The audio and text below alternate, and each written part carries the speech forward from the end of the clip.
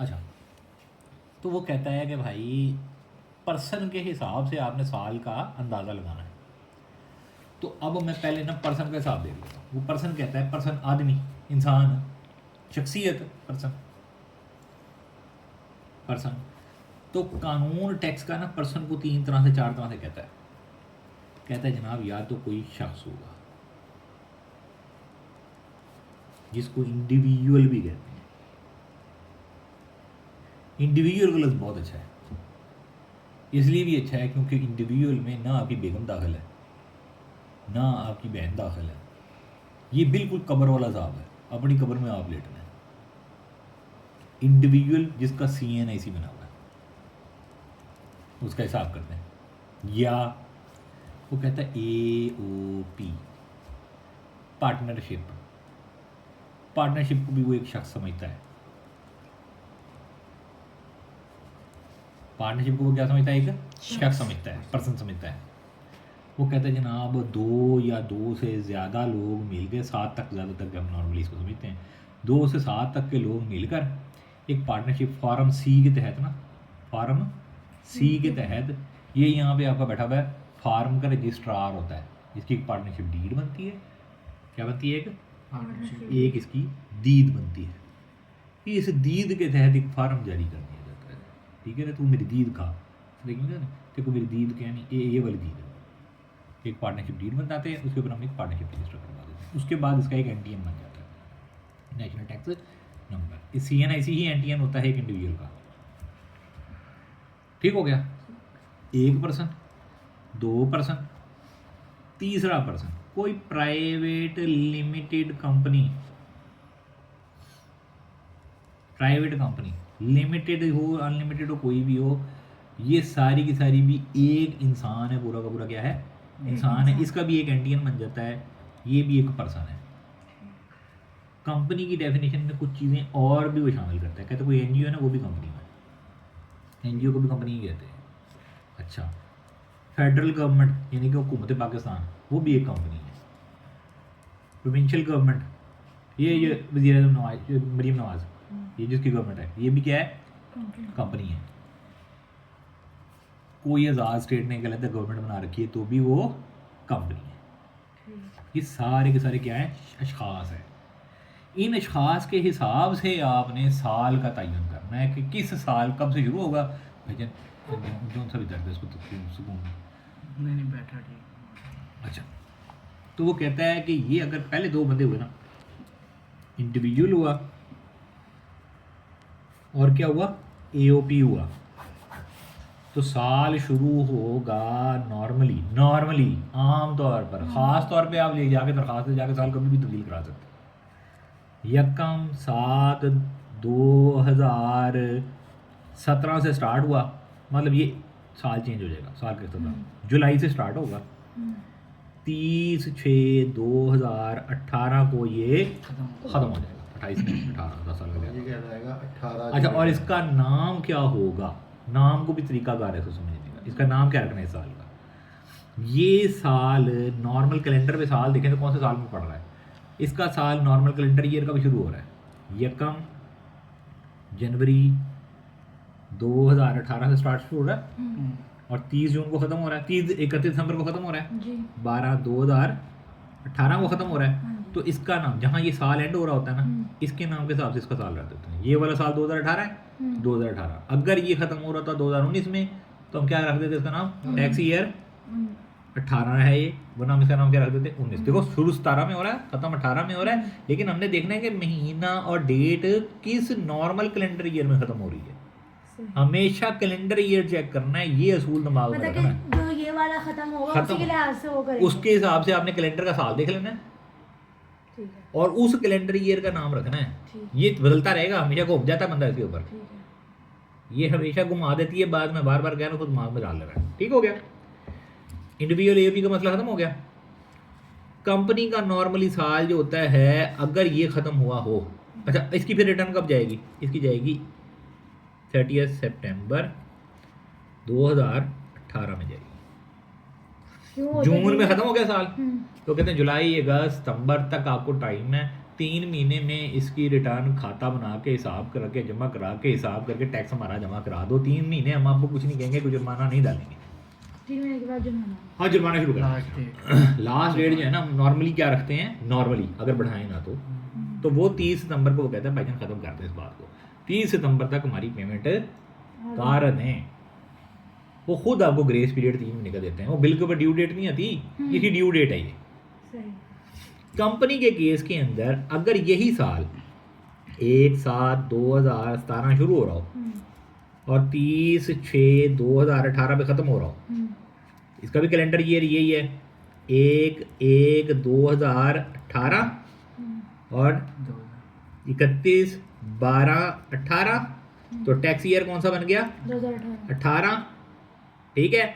लेकिन इसकी रिटर्न करने के लिए वो आपको 6 महीने देते हैं, इसके लिए 3 महीने दिए थे, जी। इसके लिए 6 महीने देते हैं। आधा साल। कंपनी है वो कंपनी का ऑडिट भी कराना होता है, सही। कंपनी की अपनी SCCP की रिटर्नें भी जानी होती हैं। तो वो कहता है भाई ठीक है, मैं आपसे 31 दिसंबर को रिटर्न नॉर्मली ले लूँगा। ये डेट एक्सटेंड हो जाती होती है, ये डेट कभी एक्सटेंड नहीं होती, इसको दिमाग में डाल लेना है। अच्छा फ़र्ज़ करो हम गए जाके हमने उसको रिक्वेस्ट दे दी कमिश्नर को कि मेहरबानी कर, खुदा दा वास्ता अल्लाह तना तेरे पैर कितने नहीं, तेरे पैर नवातला में, तेरी मेहरबानी में चेंज कर दे उसको ना ना अपने हमारे साल को हम खाता किसी और हिसाब से बना के देंगे, तो उसे चेंज कर देता है वो आपको, वो चेंज करके आपको क्या करता है, आपको दे देता है ये साल बना के दे देता है। वो आपको क्या बना के दे देता है 1/1/2018, कहता है खाता इसका बना के दो, ये खाते का साल है, खाता इस दौरानिये का बनाना है, साल का नाम इस तरह रखते हैं, खाता इस दौरानिये का बनाना है, साल इस तरह रखते हैं। वो कहते हैं हम इसको जाके कहते हैं अल्लाह दा वास्ता है तेनों, ठीक है ना, तेनों तेरी अम्मी दा वास्ता है करके दे, मैंने उस कर देता है 30/6/2018 को हम उसको कहते हैं हम इस टाइम का ना खाता बना के दिया करेंगे। वो कहता है ठीक है ओके जी इजाज़त है हमेशा आपको। के लिए। हाँ जी हाँ जी, इजाज़त एक दफ़ा मिल जाती है जब तक वो कैंसिल ना हो, ठीक है, हम उससे इजाज़त लिखत में ले लेते हैं। तो अब देखो ये साल कब ख़त्म हुआ, 30/6/2018 को। नहीं 31/12 को कौन आता, नहीं ख़त्म 31/12 को, 6 महीने का साल तो नहीं होता, ठीक है। 31/12 को ये ख़त्म हो गया साल, अब ये 31/12 को साल ख़त्म हो गया। अब 31/12 को जो साल ख़त्म हुआ उसका नॉर्मल कैलेंडर ईयर क्या है, यही 6 महीने वाला है ना। यही है। हाँ जी। अच्छा जी, एक यही का यही साल बन जाएगा, तो ये भी टैक्स ईयर क्या कहलाएगा 18। 18। लेकिन इसके बाद हमें मिलते हैं कितना टाइम, 6 महीने मिले करवाए थे ना। हाँ जी, लेकिन ये 6 महीने नहीं होते। नॉर्मली क्या होता है कि जब इस तरह से आगे मिले ना, तो नॉर्मली इसकी रिटर्न फिर इसके हिसाब से जाना शुरू हो जाती है, फिर वो आपको 6 महीने नहीं मिल देता, कानून में लिखा है। हम अपनी लॉ में ना एक बड़ी खास बात ध्यान रखनी है, कानून में क्यों नहीं होता, कैसे? क्या लिखा है ये होता है। क्या? किताब में लिख दिया कि हम उल्टे रटक के टैक्स रिटर्न जमा कराएंगे, तो उल्टा रटक कराएंगे, बस बात खत्म। इसमें क्यों नहीं है, क्या है और किधर लिखा है। ठीक है। लॉ की सेंस में किस लिए का सवाल नॉर्मली इम्प्लीमेंटेशन की स्टेज पे नहीं आता, हाँ लॉ बनाते के टाइम पे आता है, वो एक अलग बहस है, उसमें नहीं हम जा रहे। यहाँ तक मानी का नहीं समझ आ गई, पर्सन भी समझ आ गए, टैक्स ईयर भी समझ आ गए। अगर ये चला जाता है 31/12 से आगे तो नहीं साल का इजाज़त ही हमें बाद में मिल जाती, मार्च में ख़त्म हो रहा होता। अर्ज करें हमारा साल शुरू होता 1/4/2017 को और ख़त्म होता फिर अप्रैल में शुरू हो रहा है, मई जून अगले साल की मार्च में ख़त्म हो जाता, 31 मार्च 2018 को ख़त्म हो जाता, ठीक है। अब मार्च में ख़त्म हुआ है, साल कौन सा बनेगा 2019। हाँ 19 बनेगा, ये आगे चला गया, सही नहीं गलत गाया, 18 का 18 ही बनेगा भाई बेटा, वो 18 में खत्म हो रहा है। कैसे इसका कैलेंडर ईयर देखो ना, ठीक ठीक ठीक है, सही कैलेंडर ईयर इसमें बनता है, सही। 18 वाले को 19 बनेगा, अच्छा ठीक है, ठीक जब हो गया? वहाँ 18 आएगा तो फिर वहाँ 19 बनेगा, ठीक है ठीक। ठीक हो गया। चलो यहाँ तक कहानी समझ आ गई, अब हम वापस आते हैं। इस तारीख को, ये जो कल क्लोजिंग की तारीख आ रही है, इस तारीख को इसके पहले से कोई एसेट होंगे, कोई पहले लोन शोन भी लिए हुए होंगे, उसका कोई बैलेंस होगा, तो वो हम बैलेंस बना लेंगे। फॉर एग्जांपल हम कहते हैं इसकी दुकान के अंदर सामान जो है ना टोटल मिला के पड़ा हुआ है 10 लाख रुपए का सामान पड़ा है। कब? 1/7/2017 को, ठीक ठीक है, सामान पड़ा हुआ है दुकान के अंदर। साथ में इसने लोगों से, जो दुकानदारों से सामान मंगाया हुआ है, उसका उधार भी तो है। ये सारा सामान उसने उधार मंगवाया है, ठीक सारा का सारा। सारा का सारा 10 लाख रुपए उसने उधारी देनी है। ठीक ठीक हो गया। ठीक कुछ उसने सामान उधार पर बेचा हुआ है, सेल हुई हुई है उसकी, 2 लाख आप कर लो 5 लाख रुपए उसने वो कर रखा है। देखिए 5 लाख रुपए लोगों ने उसका देना है। वेरी गुड, ये लोगों ने उसका देना है, लोगों से लेना है। ठीक हो गया। तो यहाँ पे उसने, जाहिर है वो सामान बेचा भी तो है ना, उसने ख़रीदा होगा, बेचा है उसने, तो ये जाहिर है उसके बाद उसकी यहाँ परचेजेस भी तो आ रही होंगी, तो वो भी उसके पास, ये उसका सामान था 5 लाख रुपए का। तो टोटल देखो तो उसका सरमाया जो था वो 5 लाख रुपए का था, जिसका उसने सामान लेके उधार पे दे दिया, लोगों को दे दिया और 10 लाख रुपए का उधार पे सामान उठा के उसने बे- दुकान में रखा दुकान हुआ। में रख लिया। तो ये मैं अगर अंदाज़ा लगाऊं, ये मेरे एसेट है, लेने वाला भी चीज़ तो मेरा सासा ही है ना, कल मिल जाएगी। ये मेरी जिम्मेदारी है। अब आप कहोगे मेरा सरमाया मेरी जिम्मेदारी कैसे हो गया? नहीं, कारोबार भी मेरे से अलग चीज़ है। कारोबार और मैं दो मुख्तलिफ लोग हैं, दो मुख्तलिफ लोग हैं, तो मतलब कारोबार को भी मैंने उधार दे रखा है, इसलिए मैंने उसको उधार वाली साइड पर लिखा है। ये मेरी एसेट साइड बन गई, ये मेरी लाइबिलिटी साइड बन गई। दोनों का टोटल करोगे हमेशा बराबर आएगा, है ऐसे कि नहीं? ठीक। एसेट हमेशा लाइबिलिटी के बराबर आएगा। बराबर आएगा, और लाइबिलिटी में कैपिटल शामिल कर देंगे, या यूं कह दो कि एसेट जमा कैपिटल करोगे तो हमेशा किसके बराबर आएगा? एसेट माइनस कैपिटल करोगे तो हमेशा क्या इसके बराबर आएगा? लाइबिलिटी के बराबर आएगा। इतनी बात समझ में आती है? इतनी सी बात अगर समझ में आती है तो आप लोग समझो। इसमें कैपिटल क्या है?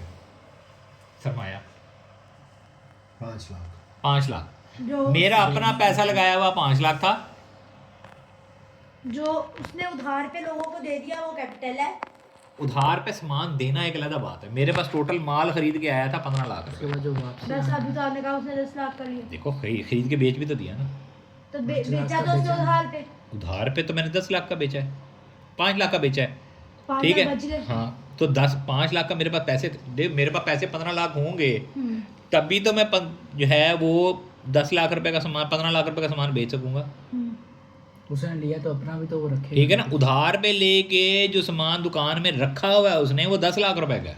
हम्म, जो 5 लाख रुपए का कैश पे खरीदा था उसने, वो उसने कितने का बेच दिया? सारा का सारा उधार पे आगे बेच दिया है, तो वो उसने वापस लेने हैं ना पैसे। अब तो वापस लेने वाले पैसे और मेरे पास जो सामान पड़ा हुआ है, दोनों मिला के कितने हो गए? 10 लाख। 15 लाख। 15 लाख।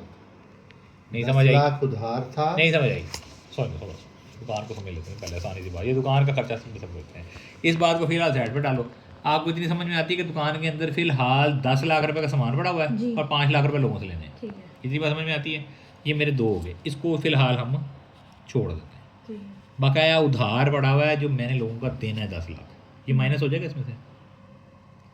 10 लाख रुपया मैंने लोगों को देना रुक है। जाओ, इसको इस तरह कर लेते हैं। मेरे पास जो स्टॉक पड़ा हुआ है ना, हम्म, वो 10 लाख का पड़ा है, हम्म, ये अम्मी के द्वारा पड़ा है 10 लाख रुपए का स्टॉक, हम्म, ठीक है। लोगों से जो पैसे मैंने अभी लेने हैं, जो सामान मैंने दे दिया है, हम्म, ठीक है, वो वो 5। मेरा रिसीवेबल हो गया ना, हम्म, रिसीवेबल वो पड़ा है 5 लाख का। हाँ जी, इसका मतलब है मेरे पास टोटल सामान था कितने का? 15 लाख का। चलो गुड हो गया जी। मेरे टोटल एसेट कितने के थे? 15 लाख। 15 लाख के, ठीक है। अब मैंने आगे से जो कपड़ा उठाया है उधार पे, दोबारा नहीं पहले वो उठाया, हमारा 10 लाख वाला। ये तो मेरा वो सामान है जो दुकान, आज मैं घुसा हूँ ना 1 तारीख को, हाँ, तो आज घुसा, मैंने देखा यार 10 लाख का सामान पड़ा है, ठीक है, और मैंने देखा कि खाते में लिखा हुआ 5 लाख रुपए लोगों से लेने हैं। ठीक है। तो टोटल मैंने सामान जो मेरे पास है हम्म, था था। पूरे साल में, तो वो टोटल कितने का था? 15 15 लाख का। अब उसमें से 10 लाख रुपए जो है ना, मैंने देखा है कि 10 लाख रुपए मैंने लोगों के देने हैं, ठीक है। तो इसमें से सामान मैंने कितने का मंगाया उधार पे? उधार 10 लाख का। 10 लाख का मंगवाया था। ठीक है, ये सामान मैंने मंगाया, इसका मतलब पेएबल कितने का हो गया? 10 लाख का। अगर मैं 10 लाख रुपए का ये पेएबल बीच में से माइनस कर दूं, हम्म, तो मेरे अपने लगाए हुए पैसे कितने हैं? 5 लाख थे। तो यही तो समझा रहा हूँ, कैपिटल 5 लाख। अपने पैसे लोगे वो कैपिटल हाँ होगा। हाँ जी हाँ, तो कैपिटल मेरा कितना है? 5 लाख 5 लाख रुपए का मेरा कैपिटल है। ठीक है ये मेरे अपने पैसे हैं, ये मेरे पास पहले से कैश में थे। हम्म, ठीक है इतनी सी बात समझ में आती है? हम्म, ये मेरा हो गया कारोबार का हिसाब, हम्म, ठीक हो गया, ये पहले से पड़ा हुआ है। अब मेरे पास हिसाब में ये हिसाब पहले से आ गया, ये मेरा यकम 7/2017 का हिसाब है। अब साल में मैं चीज़ें खरीद भी रहा हूँ 18 में, हम्म, अब मेरा हिसाब चल पड़ा है 2018 का। इसके अंदर मैंने सामान खरीदा भी, मैंने फ़र्ज़ करो अलमारियाँ भी खरीदी, चीज़ें भी खरीदी, सारी चीज़ें खरीदता गया और बेचता भी गया। ठीक है वो मुझे सारा हिसाब किताब यहाँ बनाना पड़ेगा। फ़र्ज़ करो मैंने पूरे साल के अंदर मैंने देखा कि मेरी जो सेल हुई है, सेल के जितने मुझे पैसे मिले हैं, दो वाले पैसे होते हैं। एक तो मुझे जो रिसीव हो गए हैं, ठीक रिसीव्ड हो गए हैं, एक जो मुझे रिसीवेबल हैं। रिसीवेबल क्रेडिट सेल होती है, ठीक ये कैश की सेल है, जो मम्मा की हुई होती है। ठीक है ना, दोनों की क्रेडिट और कैश की दोनों की सेलें आ गई हमारे पास। ये दोनों की सेलें मिला के मेरी टोटल सेल बनती है, ठीक है।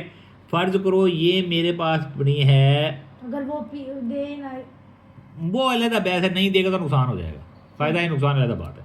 15 लाख की मैंने 2000, अब ये 2018 चल पड़ा, यानी कि 1/7/2017 से लेके 30/6/2018 को, और हम हिसाब कर रहे हैं 30/6/2018 को हिसाब कर रहे हैं हम, ठीक है। और मैंने देखा कि जितने मैंने अभी क्रेडिट पे लेने हैं वो मेरे 25 लाख रुपए के मैंने अभी क्रेडिट पे लोगों से पैसे लेने हैं। तो टोटल सेल मेरी कितने की हो गई है? 15 जमा 25, 5 जमा 5 हो गया, 10 का 0, 1 हासिल ऊपर चला गया, ठीक है। 2 जमा 2, 40 लाख रुपए की मैंने टोटल सेल की है। अच्छा, ये सेल जो मैंने की है बगैर मुनाफे के कर दी है? नहीं इसमें तो फिर मेरा मुनाफा शामिल है। तो मेरी इसकी, ये मैंने असल में माल मेरे पास आया कितने का था? नहीं, ये तो पिछली बात होगी, वो तो खत्म हो गया पिछला साल 2017। अब तो मैं 18 के अंदर आ गया। 5 का आया था ना, 5। ये तो आपको पता ही नहीं है अभी, ये तो आपको पता ही नहीं है। किसी भी कारोबारी को नहीं पता होता, कभी सस्ता आया होता है, कभी महंगा आया होता है, ठीक है। लेकिन आपको ये पता है कि आपके पास सामान दुकान में पहले कितने का पड़ा हुआ था? 10 लाख चलो, इसका मतलब हम कहते हैं कि मेरे पास ओपनिंग सामान कितने का पड़ा हुआ था? ओपनिंग स्टॉक कितने का पड़ा हुआ था? 10 लाख रुपए का तो पहले मेरे पास पड़ा हुआ था, ठीक हो गया। फिर मैंने देखा कि मेरे पास जो मैंने साल में ख़रीदारियाँ की हैं, परचेज़ की है, परचेज़ मैंने की हुई है 35 लाख रुपए की। दोबारा मतलब जी जी, अब अगला साल आ गया, पिछली की भूल जाओ। ठीक पिछले साल के एंड पे मैंने देखा था मेरे पास दुकान में सामान पड़ा हुआ था 10 लाख का 10 लाख था, का वो मैंने लिख दिया यहाँ, ठीक यकम को आ गया था। साल के दौरान में पूरे ईयर में, ड्यूरिंग ईयर में मैंने 35 लाख रुपए का और सामान ले लिया था। टोटल सामान मेरे पास बेचने के लिए कितना पड़ा हुआ था? 45 लाख रुपए का सामान पड़ा हुआ था। ठीक यहाँ तक बात समझ में आती है? 45 लाख रुपए में मैं आज 30/6/2018 को गया हूँ साल बाद, तो मुझे पता लगा 25 लाख रुपए का सामान तो अभी भी पड़ा है गोदाम में, ठीक है। तो मैं देखूं कि क्लोजिंग मेरे पास स्टॉक कितना पड़ा हुआ है? 25 लाख 25 लाख रुपए का अभी भी पड़ा हुआ पड़ा है। हुआ तो मैं अगर ये सारा जो मेरे पास सामान बिकने के लिए पूरे साल में आया था, पिछला जमा पूरे साल में खरीदा था, मिला के 45 लाख रुपए का था, इसमें से मैं 25 लाख रुपए का निकाल दूं तो मेरे पास कितने का बिक गया है? आप कैलकुलेटर पढ़ लो।